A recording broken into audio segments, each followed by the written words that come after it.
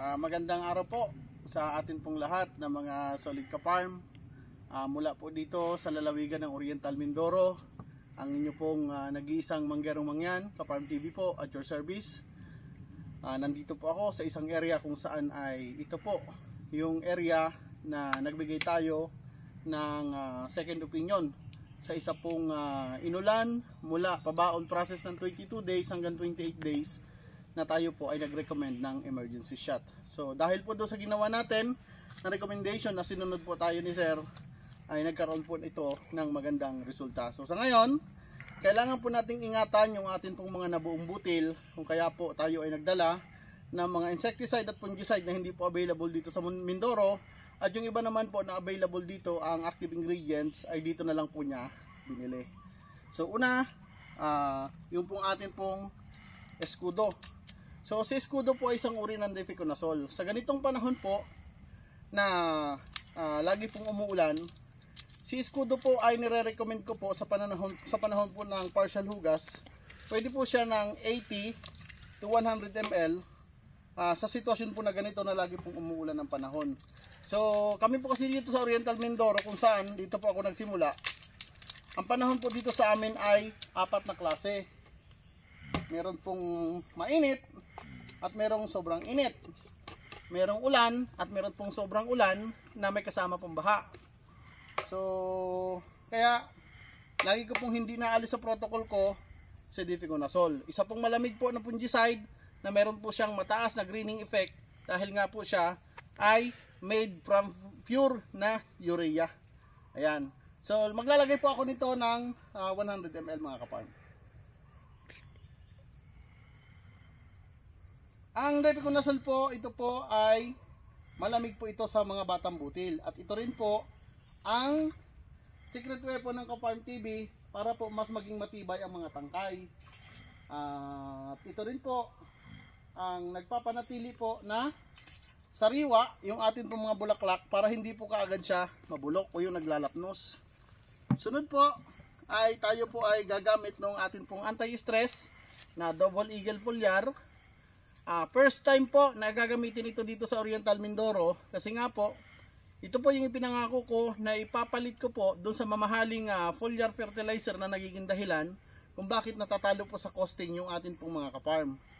So si Double Eagle Foliar po, isa po itong fruit extract na meron din po itong concentrate galing sa balahibo ng manok na nagsiserve po siya as pollinator at attractant. At meron po siyang mabilisang reaksyon kapag ginamit na nagpapabilis po ng pag-develop ng butil. So ito po, recommendation ko po ito sa unang hugas from 200 to 250 ml. Maglalagay lang po tayo ng 200. Sa mga first timer po na gagamit nito, ang Double Eagle po ay talaga po ito ay kakaiba ang amoy. Medyo mapanghi na medyo malansa. So ulitin ko po sa inyo ha. Siya po ay fruit extract with chicken feather concentrate. So ito po ay may kasama pong katas ng prutas at katas po ng balahibong ng manok na nagsisilbi po siyang hormones. So mabilis po siyang umepekto at the same time nagiging aktibo po kaagad ang mga pollinator. Hindi po siya nakakasigay at wala po siyang toxic reaction. Ibig sabihin hindi po siya nakakalason. So pangatlo, yung atin pong secret weapon against thrips. So si sapasap po ay isang uri ng chlorphenaphyr. Yung akin pong laging sinasabi na secret weapon ay pinangalanan ko na po ito sa kadahilanan po na ako po ay tumatayo ngayong isang freelancer po ng NS Northern Organic Fertilizer. Ulitin ko po, ang secret weapon ko po against thrips ay pinangalanan ko na, yun pong sapasap. Ang active ingredients po ay chlorphenaphyr. Kung tayo po ay hindi pamilyar sa tinatawag na thrips, yun po yung tinatawag nating hanip, na yung iba po ang tawag nila ay kuto-kuto. Meron din po itong kasama yung mga spider mites at kahit pa yung pong parang yung para pong pulgas po ng aso, at yun pong hanip sa manok. Maglalagay lang po tayo nito ng tig-isa. Yan. 50 ml lang po mga ka-farm sa ganito pong stage. So ang recommendation ko po nito ay 50 to 80. Depende po sa situation, depende po sa atake ng insekto, at depende po sa development ng butil. So dahil po sa napansin ko po na hindi naman ganun katindi ang sitwasyon ng area, meron po tayong double 7. Ang double 7 po ay sa NS Northern Organic Fertilizer. Ang nilalaman po nun ay carbaryl katulad po nito. So ang recommendation ko po, pwede po itong hatiin na lang muna. Kasi medyo undersize po ng konti yung ating pong mga butil. Tandaan nyo po ha, ang carbaryl po ay yellow label. Sa ganitong stage po, kahit po sabihin natin na yan po ay carbaryl, so meron po siyang anti-chewing. Meron po kasi tayong ilan po ng mga butil na kailangan pa pong ma-pollinate na pwede pa pong humabol. So hahatiin lang po muna natin ito.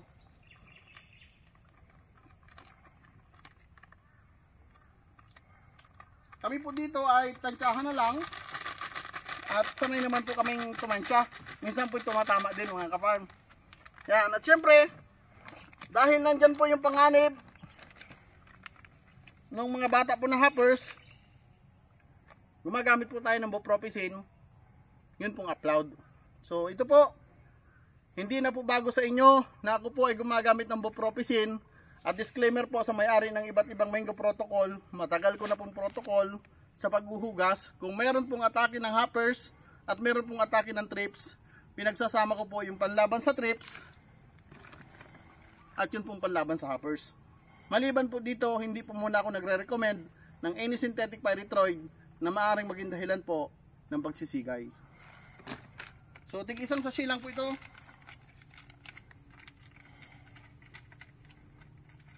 Kuya, pakalo ng diretso.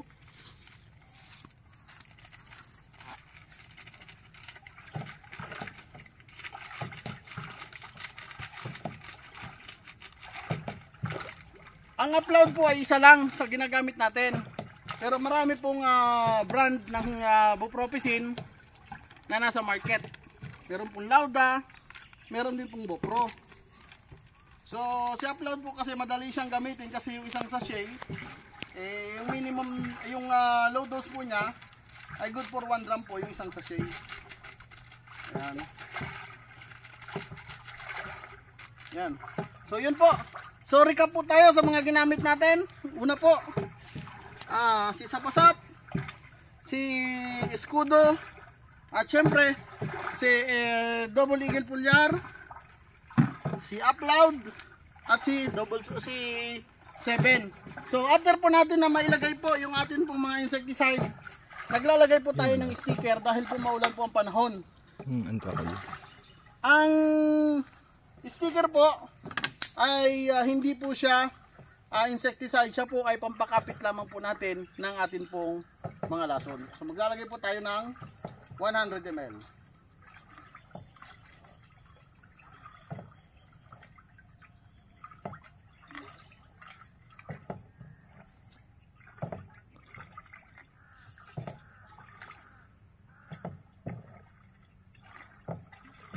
Yan. At kung ang atin pong mga butil ay hindi po sabay-sabay ang paglaki, ito po ang lagi ko pong sinasabi, ang Antracol po ay isa pong organic na fungicide, pero siya po ay merong mataas na zinc na siya po ay nakakatulong para po sa mabilis or uniform size ng butil para po hindi siya magsigay at makahabol po sa kanyang development.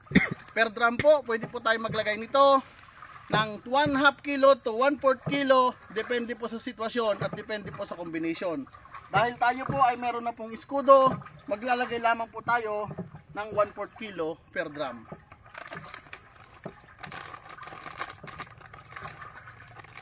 Ito po yung tinatawag nating hugas agip. Hugas po na may kasama pong pagsagip ng ating pong mga butil.